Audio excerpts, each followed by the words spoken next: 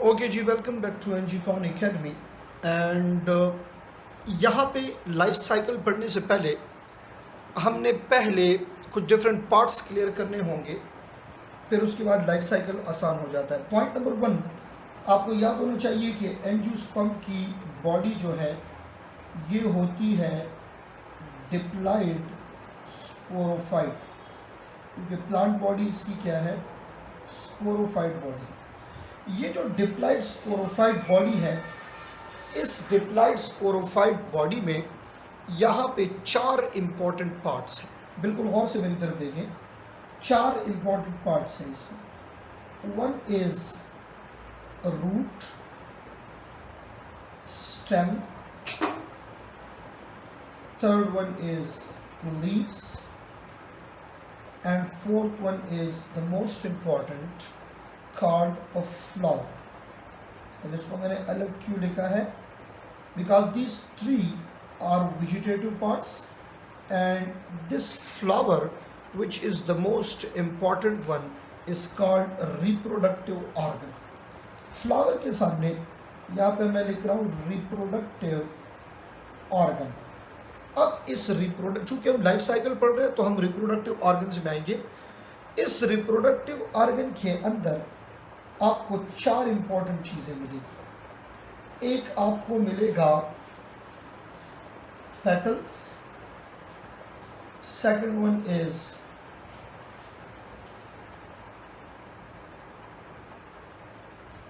अच्छा जी, फ्लावर में आपको 4 इंपॉर्टेंट चीजें मिलेगी। एक होगा हमारे पास पेटल, एक होगा स्टेमन, third one is carpel, and the fourth one is sepals. तो ये 4 चीज़ें आपके पास मौजूद है यहाँ इस फ्लावर में। अब देखते जाए, हर एक का फंक्शन हमने देखना है कि ये क्या क्या फंक्शन कर रहा है।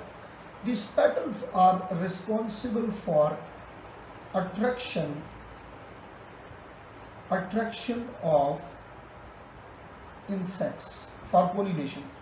Stamen जो है, this is called male reproductive part. Then carpel is called female reproductive part, and the sepals are actually responsible for protection of stamen and carpel. ये 4 चीजें और ये इनके फंक्शंस इंपॉर्टेंट। अब हमने क्या करना है भाई, इसमें से स्टेमन और कार्पल को खोल के देखेंगे कि इसके अंदर क्या होता है, और इससे हमने निकालना है मेल गेमेटोफाइट और कार्पल से फीमेल गेमेटोफाइट। फिर इनके दरमियान में एक डबल फर्टिलाइजेशन का प्रोसेस जो है वो हमने देखना होगा। So first of all look at स्टेमन और देखते हैं कि इसके अंदर कौन कौन सी चीज़ें मौजूद हैं। ठीक है, स्टेमन को खोल के देखते हैं, इसके अंदर जाते हैं ज़रा कि अंदर क्या होता है। The स्टेमन contain 2 important part.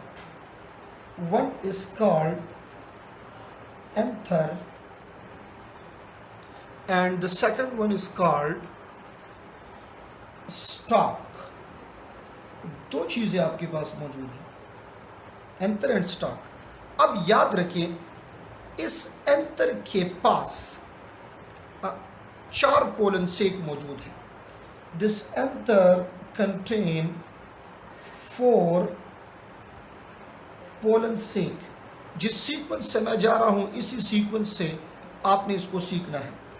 अब इन 4 पोलन सेक में आपके पास बहुत सारे माइक्रोस्पोर्स ये मौजूद होंगे।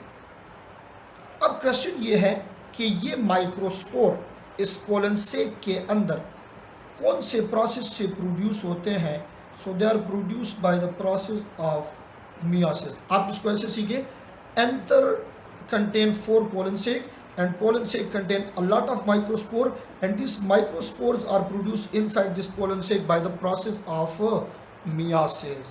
इस तरह डिटेल से आपने इसको सीखना है। अब हमारे पास पोलन सेक और पोलन ग्रेन, इसमें क्या फ़र्क है? स्टूडेंट अक्सर इसमें कंफ्यूज होते हैं। जब ये देखें, सपोज करें कि ये माइक्रोस्पोर है, ठीक है, ये माइक्रोस्पोर है। इस माइक्रोस्पोर के इर्द गिर्द जब टिक वॉल अपेयर होता है, माइक्रोस्पोर के इर्द गिर्द जब टिक वॉल अपेयर होता है, इसको कहा जाता है पोलन ग्रेन। तो असल में पोलन ग्रेन माइक्रोस्पोर है, बट कौन सा माइक्रोस्पोर? टिक वॉल्ड माइक्रोस्पोर, उसको पोलन ग्रेन कहते हैं। और पोलन से क्या है? जहाँ पे ये पोलन ग्रेन बनता है। आई समझ? जहाँ पे मियोसिस के दौरान, सेक असल में एक थैले को कहते हैं, जिस तरह वो प्लास्टिक का थैला नहीं होता जिसमें हम चीज़ें लेके आते हैं, तो इस तरह सेक इसको कहते हैं। और इसके अंदर ये माइक्रोस्पोर डेवलप हो रहा है। जब इस माइक्रोस्पोर का थिक वॉल होगा तो ये थिक वॉल माइक्रोस्कोप को क्या कहा जाता है? पोलन ग्रेन कहा जाता है, ठीक है। अब जब भी पोलिनेशन होती है तो इस पोलन ग्रेन का काम क्या होता है? ये पोलन ग्रेन चला जाता है स्टिग्मा ऑफ कार्पेल की तरफ और वहाँ पे फिर प्रोसेस ऑफ फर्टिलाइजेशन होता है। बट अब यहाँ पे हमने पहले सीखना है कि इस पोलन ग्रेन के अंदर और क्या है। ये पोलन ग्रेन को आगे लेके चलते हैं। जब ये पोलन ग्रेन जर्मिनेट होगा, पोलन ग्रेन, मेरी बात सुनते जाए गौर से, पोलन ग्रेन जर्मिनेट और इससे डेवलप होगा मेल गेमीटोफाइट। इस पोलन ग्रेन से डेवलप होगा क्या? Male game. कैसे? आप ऐसे याद करें, pollen grain germinate and give rise to male gametophyte. अब याद करें, जो इस पोलन ग्रेन का न्यूक्लियस है, ये दो डिफरेंट न्यूक्लियस में डिवाइड हो जाता है। पोलन ग्रेन का जो न्यूक्लियस है आपके पास, ये दो डिफरेंट न्यूक्लियस में डिवाइड हो जाता है। एक को कहा जाता है जेनरेटिव न्यूक्लियस, एक को जेनरेटिव न्यूक्लियस कहा जाता है और दूसरे को ट्यूब न्यूक्लियस, या आप इसको वेजिटेटिव न्यूक्लियस जो है ये कह सकते हैं। क्लियर हो गई ये बात? अब ये जेनरेटिव न्यूक्लियस जो है, असल चीज़ ये है, इस जेनरेटिव न्यूक्लियस से दो गेमीट्स बन जाएंगे, यानी दो स्पर्म्स यहाँ पे बन जाएंगे आपके पास। क्लियर हो गई है बात? याद रखें कि जब भी ये स्पर्म बन जाए और वहाँ पे स्टिग्मा ऑफ कार्पेल भी रेडी हो, तो इस वक्त ये पोलन ग्रेन जो है, पोलन ग्रेन, इससे एक ट्यूब एराइज होगा। और हमने इवोल्यूशन में पढ़ा कि this is called pollen tube. अगर आपके एमसीक्यू में आ जाए कि mail gametophyte of angiosperm consist of, तो आपने ये दो चीज़ें लिखनी है, 2 स्पर्म्स एंड 1 पोलन ट्यूब। तो आपके बुक में एक सेंटेंस लिखा है कि बुक में इसको कुछ इस तरह लिखा होगा, आप फिर देख लें इसको, कि pollen tube with 2 mail gametes, pollen tube with 2 mail gametes and a tube nucleus is called male gametophyte. 3 चीज़ें आपके पास आ जाएंगी, pollen tube, 2 mail gametes and a tube nucleus. This can also be called vegetative nucleus, vegetative nucleus, ठीक है। तो फिर से सुने, pollen tube, 2 mail gametes with a tube nucleus, this is called what? This is called male gametophyte of angiosperm। Clear हो गई ये बात? ये तो बन गई बात मेल गेमीटोफाइट की। अब हम ज़रा फीमेल गेमीटोफाइट को लेके आते हैं, देखते हैं ज़रा फीमेल गेमीटोफाइट जो है ये हमारे पास किस किस चीज़ से बना है, और फिर इसमें फर्टिलाइजेशन का प्रोसेस करते हैं, ठीक है।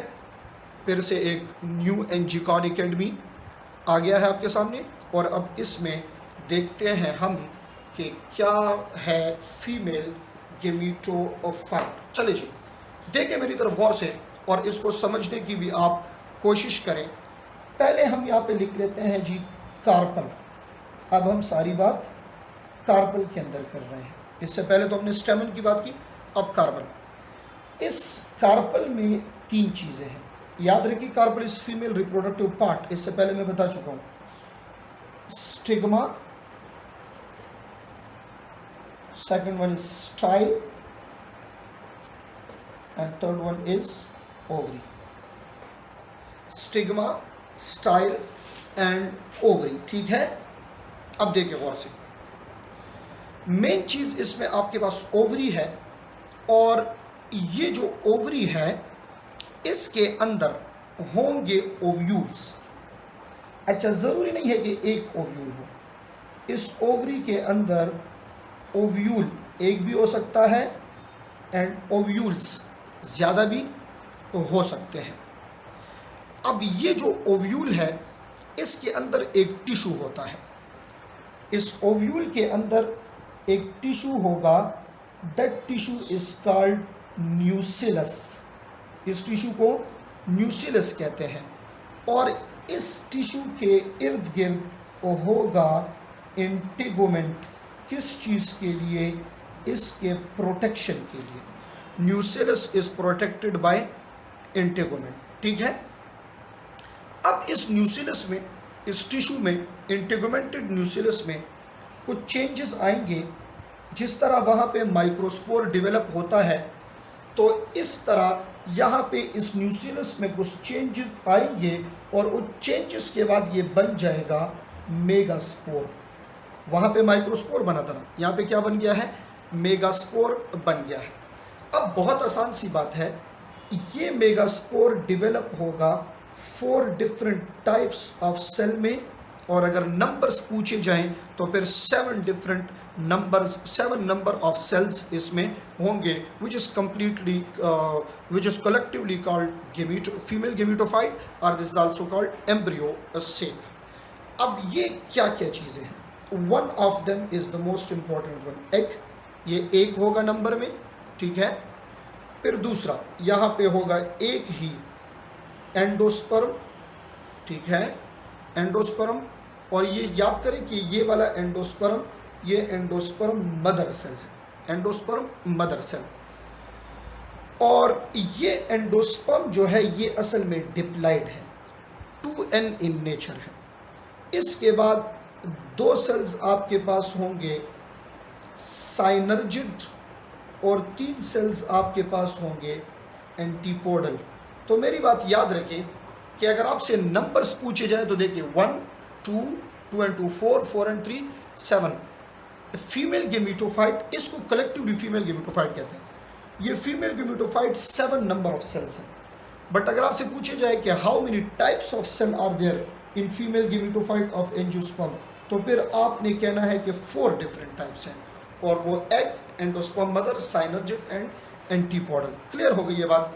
अब हम आते हैं यहाँ इन गेमिटोफाइट्स की तरफ। इससे पहले आपने देखा कि मेल गेमिटोफाइट जो है वो बना हुआ है।